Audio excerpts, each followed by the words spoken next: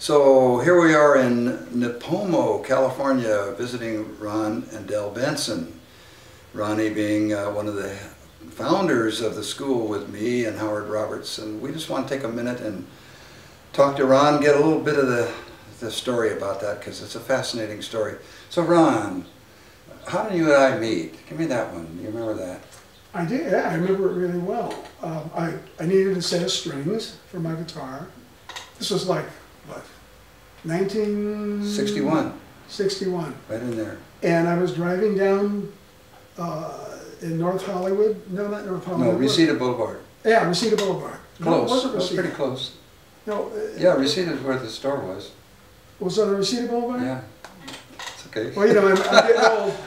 He hit 80 and I hit 78 a couple days ago, so this is going to be kind of comical. And I was looking for a music store. Uh-huh. And there was a music store called Lively Arts. And I thought, okay, well, I'll go get some strings. And I went in there, and there was this guy behind the counter, turned out to be you. Mm-hmm. And I ordered some strings, and then I looked up on the wall, and you had a bunch of really neat looking guitars hanging. I think a couple of, like a Gibson L or ES 175, a couple of them. Like all the guitars I liked, not the people, the customer liked, just the ones I liked. I think so. And I said, well, could I try that? Could I try that guitar? And you said, sure. And you handed it to me, and I sat down in a chair and played a couple of things. And you grabbed the guitar and sat down, and we played a tune. Ah. Maybe it was Autumn Leaves. I don't know. In whatever key, right? In whatever key. Yeah. And so that became kind of my music store. Yeah, yeah. And you introduced yourself, and I introduced myself to you, and then I went in and out several times. I met Mike Anthony there. Yeah, he was teaching. Great guitar player, friend of Ron's and mine. He's over in Albuquerque now. But anyhow, so where did Howard come into the picture? Well, one day Howard and I were out driving around, going, you know, who knows where, and I said, hey, I know the people in this music store. Let's go on in, because I think he was going to buy some strings, but I can't remember exactly. So we went in, and you were behind the counter, and so I introduced him to you. Yeah, and I fell out of my seat too. Well, I don't remember. Oh, you were pretty casual about it. Well, I must have been. I was faking it because I just saw him down at the Shelley Man's manhole, and that was all she wrote. Anyway. It was kind of, that was kind of it. Then you and Howard became friends. Then after that though, years went by, several years went by. I found my store out of business. It succeeded in spite of me, but then it failed finally, and I was out looking for a job, desperate to find a job. Family, kids, mortgages, and no money, and I run into Ronnie Benson, and Ronnie Benson hires me. And for the Benson Amp Company, which is you and Howard Roberts, right? Yeah. So tell me what you taught me. I taught Pat how to wire an amplifier. Uh-huh. And he went to work wiring amplifiers, and at some point you also became the sales manager. I was a sales manager. Was a good title for me, thank you. So it was just you and me, but I was sales manager. I managed you. Yeah, I wanted to make you vice president. I would have taken the job, you know. It would have been instead of money. He would give it prestige. Yeah, I like that. Right. So. Yeah, the irony of it all is like he used to work for me, and I was such a good boss that now I work for him.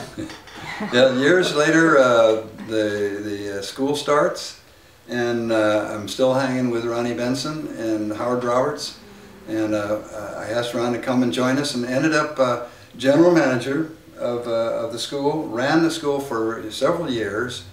And Ronnie, by the way, if I can, this one, I was always a chicken. A street guy walked in, it was big trouble, and I'm a chicken, so I called Ronnie. I said, Ronnie, would you please usher this guy out?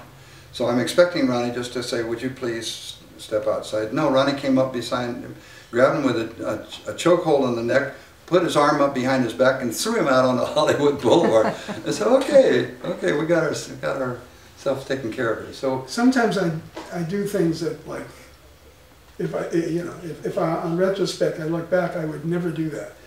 No, no. Well, I don't know. I heard some stories about you when you were LA County Sheriff, so I heard those stories about the county jail. Anyhow, so then from there on, you went on to being a working studio guy, working with Tedesco?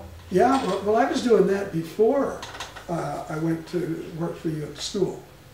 Okay, okay. And my great, wonderful studio career was starting to wind down when you came along and saved me. That was it. Okay, okay. Well, it was good to have somebody like RB in the school, because when you got a friend, a true dedicated person that you can trust 100%, and would be at your back no matter what, and that was Ronnie.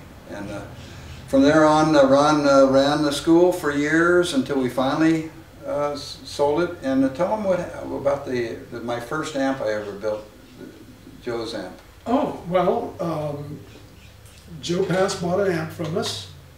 Pat wired the amp himself, and I think you delivered it to Joe. I sold it to Joe, right? And got your commission. And then I don't know what Joe finally did with the amp, because those amps were heavy, and none of us liked carrying them around because of those heavy transformers. And so Joe, I think, went to a lighter amp, probably a solid state amp or something, or wherever he played. There was an amp. It was at the school. Given to him. Joe would come to the school, and the Benson would be sitting there waiting for him. Then I sold the school, and then what happened? No, that Benson. No? Yeah. No. What happened is one of the people that worked for you at the school found this Benson amp somewhere, and Joe had sold it to somebody, or it was stolen or something. I don't know. And he brought it to school and sold it to me for, I think he gave it to me for like $100 or something. And I thought, wow, that's Joe Pass's amplifier. Yeah. And I thought about that for a long time, and I thought, you know what, I've got a lot of amplifiers at home, so why do I need an extra one? So I gave it to you. So you got back the amplifier that you originally wired, sold to Joe Pass. It went all around in a big circle and came back to you. That's right, that's right. It was a going away present. Ronnie says, hey, wait, as I'm walking out the door, and I just finished selling MI, I'm walking out there, he says, here, I got a going away present for you. And it was that Benson amp. So Ronald, till now, years later, many moons, you got your little studio here, you got your, where's your CD? Do we have a copy of it here? Anyhow, Ronnie's got a new CD. Tell us a little bit about that you've been working on for about 20 years, I think. About CD? Yeah. Well, you want me to do a commercial? Yeah. A shameless commercial. I don't know if I've got a copy of it here or not. It's square. It looks like that. Okay, anyhow, it's got him playing the guitar, right? Well, it's you playing the guitar. Years ago I bought a Korg digital recorder, 12 tracks. And it's just a little thing, but it's about this big, and I don't use it anymore. It's sitting in another room.